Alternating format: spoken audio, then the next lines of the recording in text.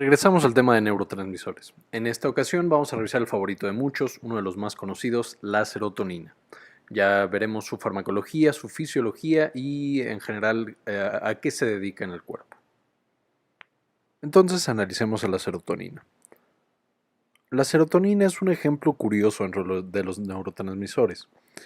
A pesar de que lo llamamos neurotransmisor, muchas de sus funciones son en lugares que no son el cerebro, ni siquiera son nervios. De hecho, el 80% de toda la serotonina del cuerpo no está en el cerebro, sino que está en los nervios que están en el sistema entérico y gastrointestinal. De manera que sus principales funciones no solo son cerebro, también las tenemos en sangre, especialmente en plaquetas, también en algunos mediadores de la inflamación, como ya vimos en la clase de dolor y de coagulación, en el sistema gastrointestinal, que veremos en su momento, y también bastante importante en el cerebro.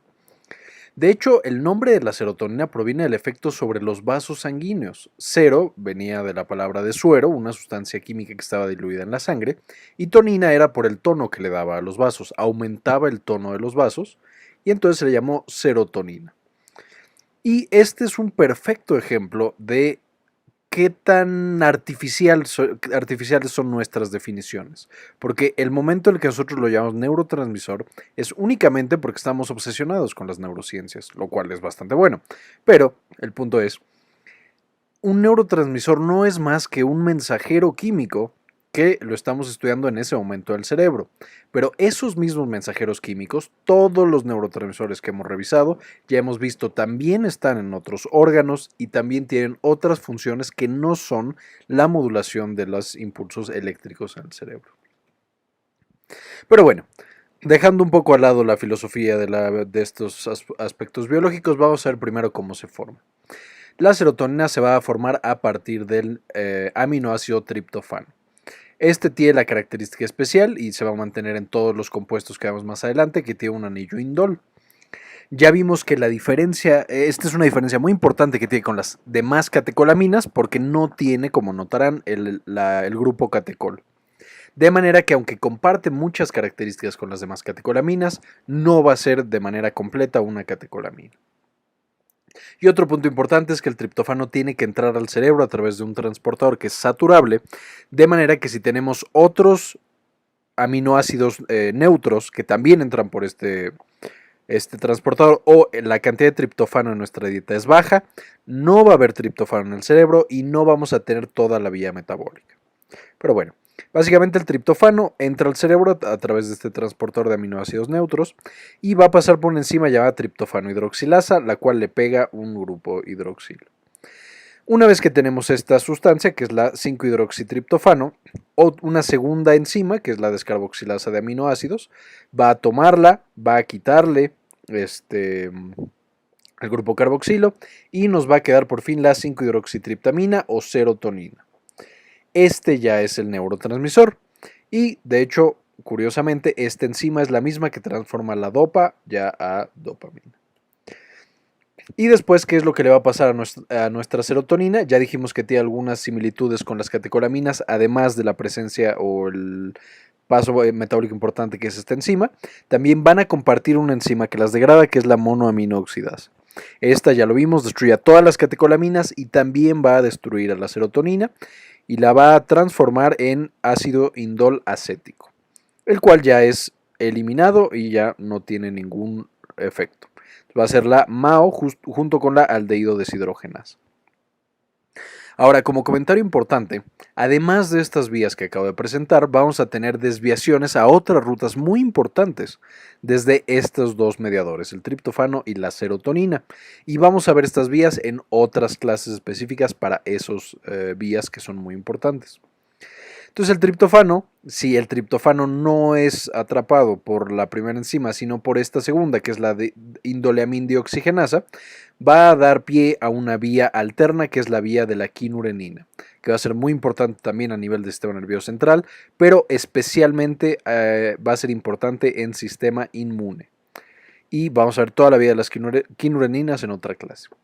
Por otro lado, la 5-hidroxitriptamina, si no es metabolizada por las enzimas que también ya les comenté, que es la MAO y la aldehído deshidrogenasa, Y es, en vez de eso, metabolizada por estas enzimas, que es la 5-hidroxitriptamina N-metiltransferasa y la 5-hidroxiindol o metiltransferasa, va a ser metabolizada a otro neurotransmisor llamado melatonina.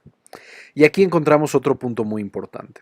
La melatonina, como ya sabrán, está muy implicado en el ciclo circadiano y la conducta de dormir. Ya lo vio Manzano en su video de sueño, entonces no me voy a meter demasiado en esto por ahora, pero la melatonina genera sueño, mientras que la serotonina genera que estemos despiertos. De manera que la comunicación entre estas dos va a ser muy importante en la función o en la cantidad, en el estado de alerta de un ser vivo. Bueno, más bien de un animal. Pero bueno, una vez que nosotros ya tenemos producida nuestra serotonina y estamos en neuronas serotoninérgicas, estas van a ser liberadas, tenemos la despolarización, se libera la serotonina al espacio sináptico. ¿Y qué va a pasar en ese momento? Una vez que es liberado, vamos a tener en la presinapsis un autorreceptor, igual que las catecolaminas, que va a ser el receptor 5-HT1. ¿Y por qué es el receptor 5-HT1? Ya lo vamos a ver más adelante, pero este es un receptor inhibitorio. De manera que otra vez estamos haciendo retroalimentación negativa para no sobrecargar a la sinapsis de serotonina y que se salga de control. Que en el caso específico de la serotonina eso se llama síndrome serotoninérgico, cuando liberamos demasiada serotonina sin control. Pero bueno, una vez que nosotros ya liberamos esta serotonina, tiene que ser eliminada. Y va a ser eliminada a través básicamente de recaptación. La neurona presináptica lo va a recapturar a través de un transportador específico de serotonina que se llama SERT. Lo va a meter dentro de la neurona presináptica. El astrocito también se ha demostrado que logra captar esta serotonina, sin embargo no se ha caracterizado qué receptor es y sabemos que no es el receptor SERT, entonces ahí es un poco un misterio. ¿Y qué va a pasar una vez que ya estamos dentro de del astrocito y de la neurona? Ya lo vimos, la MAO y la HOMT lo van a metabolizar hacia ácido indol acético. Y ahora de todo el cerebro, ¿cuáles son las partes más importantes que van a tener neuronas serotoninérgicas? Vamos a tener una gran cantidad de núcleos que van a ir del B1 al B9 y también vamos a tener en la retina, específicamente unas células llamadas amacrinas que se van a encargar de controlar la agudeza visual. Similar a lo que pasaba en la noradrenalina, vamos a tener que los núcleos que están más caudales, más bien B1, B2, B3 y B4, van a tener proyecciones hacia la médula espinal, hacia el bulbo, hacia el cerebelo, etc. Y van a tener, por lo tanto, funciones más, no periféricas, pero más primitivas, por llamarlos de alguna manera. Los receptores B6, B7, B8, B9 y B5 son en general lo que conocemos como los núcleos de Raffet, que van a ser una gran cantidad de núcleos, ahorita los vamos a explicar. Y estos, sus principales proyecciones van a ser hacia arriba, hacia funciones más complejas y hacia regular la función de otras partes del cerebro. Entre las partes más importantes va a ser el sistema límbico, donde van a controlar o van a participar de manera importante las emociones, el núcleo supraquiasmático, donde van a controlar esto el ciclo circadiano y la relación con la melatonina. En el hipotálamo es donde va a tener la función sobre el hambre y sobre presión arterial, temperatura, etcétera, cosas autonómicas. Y también sobre la conducta sexual. En el septum, sustancia nigra y otras que están por acá, vamos a tener una modulación del sistema de recompensa, por lo que pueden generar o ansiedad por no obtener la recompensa que necesitamos, o pueden ayudar muchas veces en el caso de adicciones al generar ansiolisis. Y por último, en la corteza cerebral y en el hipocampo vamos a tener atención, memoria y modulación de procesos ya de razonamiento. De manera que, bueno, y también movimiento de manera importante. Entonces, como podrán notar, la serotonina hace de todo y en todas partes. Y esto es otra característica importante. A pesar de que está en todos lados y de todo hace, no va a tener una función específica a cargo de la serotonina. O sea, nunca va a ser la serotonina la principal encargada de hacer una u otra cosa. Pero modula todas las demás cosas del cerebro. Y esto es una característica importante de este neurotransmisor. Entonces, el área B2 y B4, que vemos que son más rostrales. No es tan importante el nombre, pero va a ser el núcleo Raffet obscurus. Va a estar básicamente, o va a proyectar básicamente a tallo cerebral, cerebelo y médula espinal. Y va a estar muy implicado en la respiración y en el movimiento. O O sea, va a controlar a través de proyecciones del cerebelo y la médula espinal qué tan fácil nos movemos, y muchas veces también los reflejos, que son autónomos, los va a también modular de manera importante. El RAFE magno, que es B3, este va a ser muy importante porque va a tener proyecciones a la médula espinal y va a modular el dolor. Puede modularlo hacia arriba o hacia abajo, o sea, puede hacer que las cosas duelan más o duelan menos, dependiendo de cómo están los otros neurotransmisores. Lo vamos a ver un poquito más adelante, pero sí es una modulación muy importante que hay en cuanto al dolor. B6 y B7, B8 y B9, ya quedamos, estos son más rostrales, o sea, están más anteriores, y van a proyectar básicamente hacia núcleos que son superiores. Aquí va a estar el RAFE dorsal, el RAFE mediano o núcleo central superior y el tegmental ventrolateral. Primero, estos dos básicamente van a proyectar a corteza, hipotálamo, núcleo estriado, hipocampo, etc. Ya lo quedamos hacia arriba, van a proyectar. Van a estar implicados en cosas muy similares: movimiento, atención, memoria, pensamiento, etc. La principal diferencia va a ser que el RAFE dorsal y el RAFE mediano van a liberar la serotonina de manera diferente. Mientras que el RAFE dorsal, de manera característica, libera serotonina de manera extrasináptica, el RAFE mediano va a liberarlo de manera sináptica. ¿A qué me refiero? El RAFE mediano directamente, digamos que le dispara la serotonina a la neurona postsináptica, mientras que el RAFE dorsal más bien lo libera al medio extracelular y deja que vaya flotando por ahí. De manera que el RAFE mediano, en general, de nuevo, está encargado de modular rápidamente la transmisión de las neuronas, mientras que el RAFE dorsal más bien como que les da tono, hace que trabajen más de manera global o hace que trabajen menos.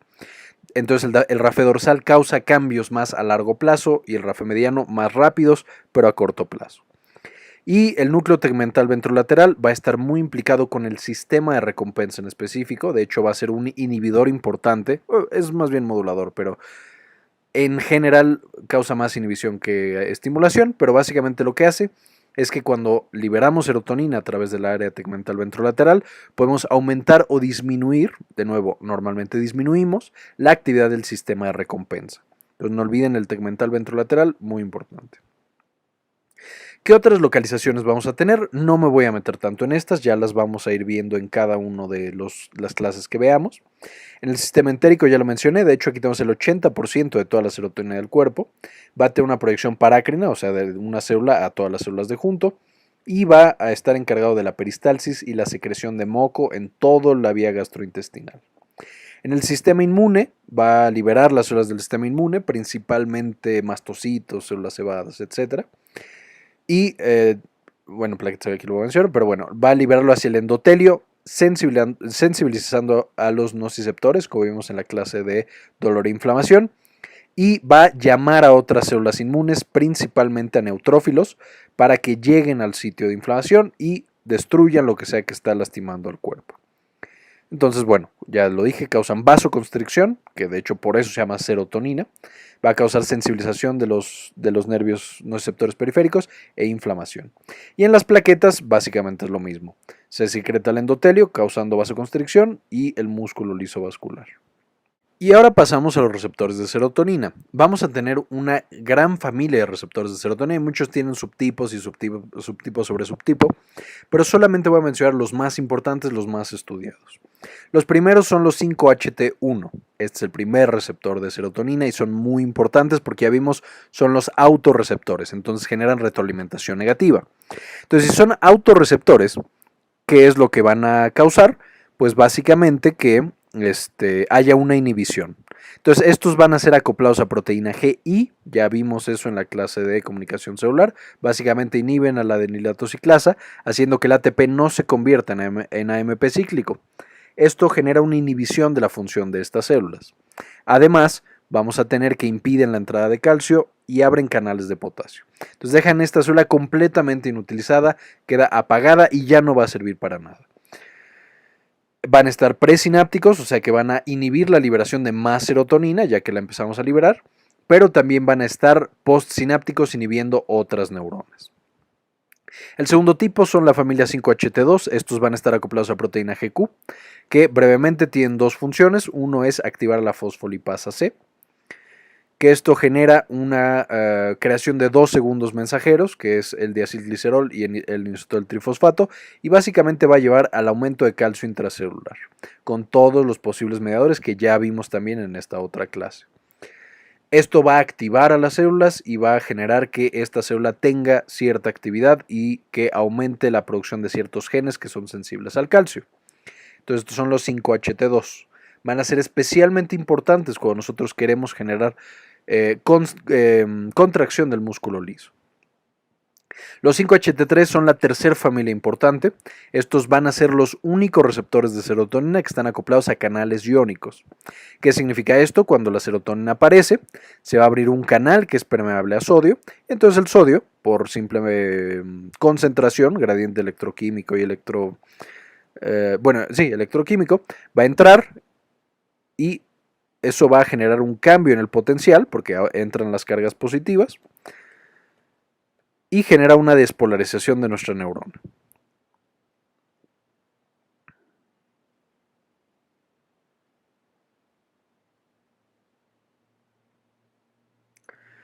Los 5-HT4 son la cuarta familia importante, son un poquito menos importantes, pero también se han caracterizado y de hecho ya hay medicamentos que trabajan sobre ellos. Y estos van a ser los típicos receptores acoplados a proteínas GS que estimulan a la N-latociclasa, aumentan el AMP cíclico y por lo tanto la proteincinasa A y las proteínas efectoras, cualesquiera que sean en esa célula, y la transcripción de ciertos genes que están acoplados a la proteincinasa A. De nuevo, todo esto ya lo vimos en la clase de comunicación celular. Y entonces aquí los vuelvo a mencionar, tenemos los cuatro grandes familias, 5-HT1, 2, 3 y 4, y otros que apenas están siendo estudiados y por eso no los menciono de manera tan metida y tan clavada. De 5-HT1 tenemos los subtipos A, B y D, ya quedamos que estos son autorreceptores, por lo que causan retroalimentación negativa. Están en médula espinal y en corteza principalmente, por lo que tienen funciones ansiolíticas, tienen funciones contra el dolor y tienen otras funciones incluso en procesos mentales. Los 5-HT2 tienen subtipo A, B y C.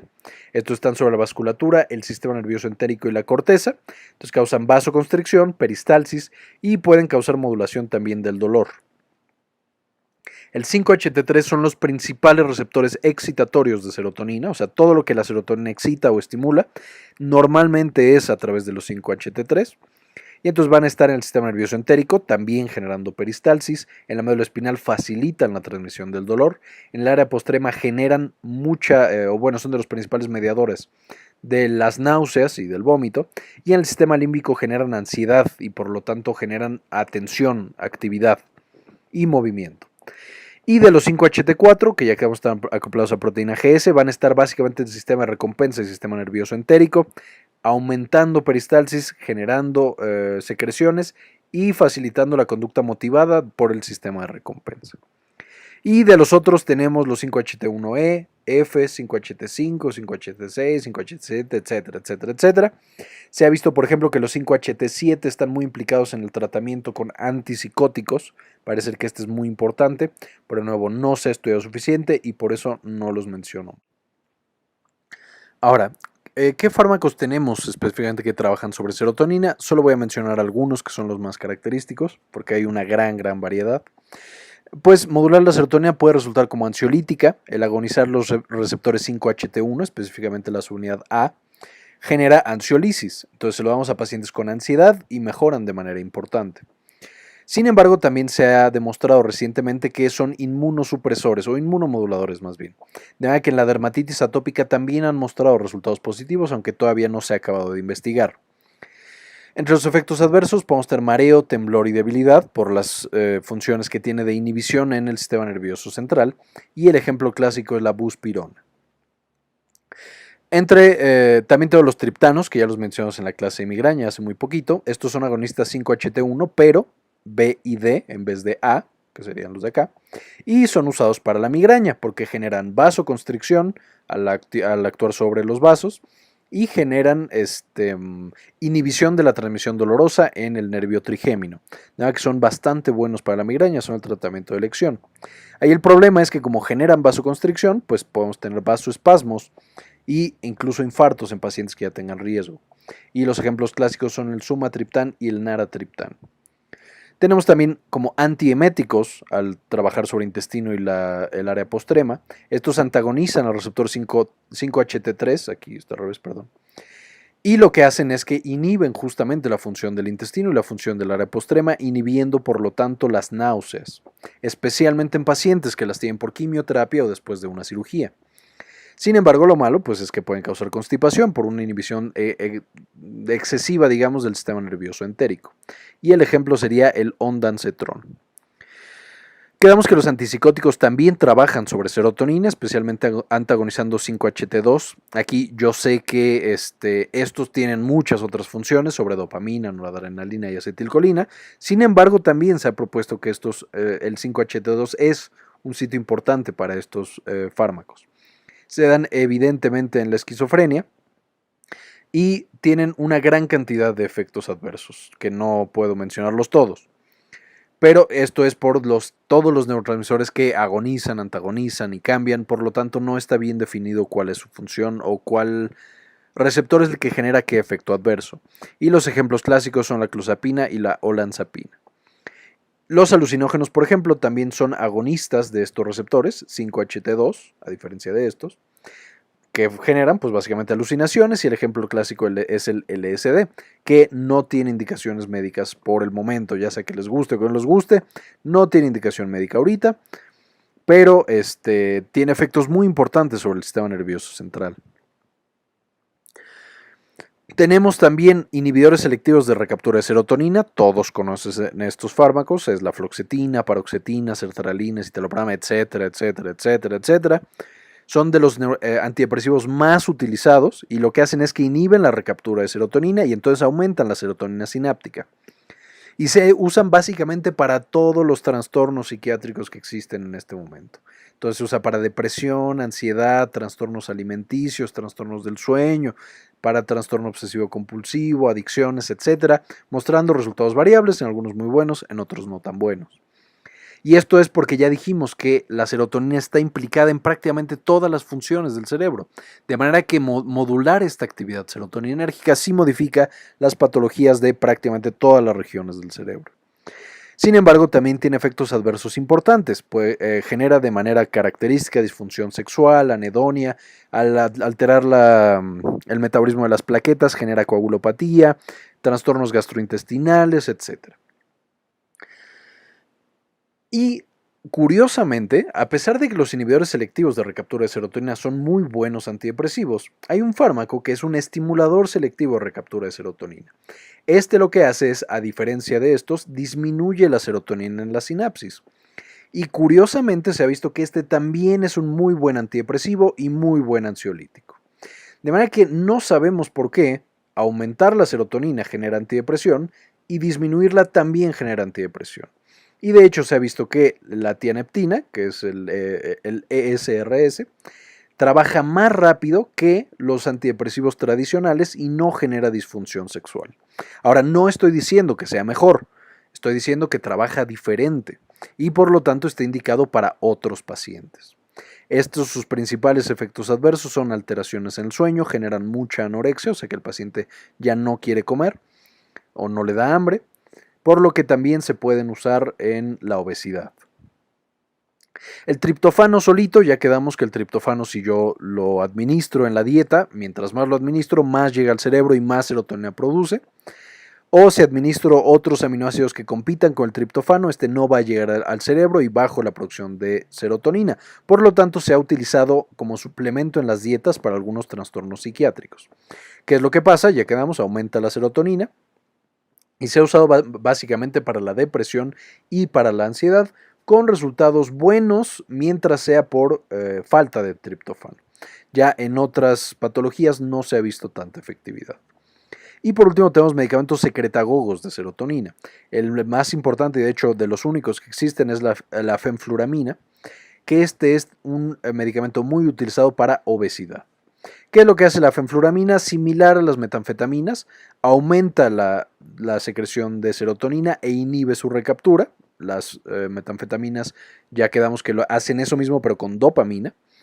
Y debido a que no trabajan con dopamina, esta no genera adicción, pero sí genera anorexia.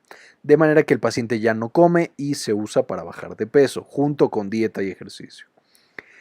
Sin embargo, entre los efectos adversos, como tenemos más serotonina y trabaja también sobre el sistema entérico y sobre los vasos, genera hipertensión, trastornos gastrointestinales, mareo y náuseas, confusión, etc.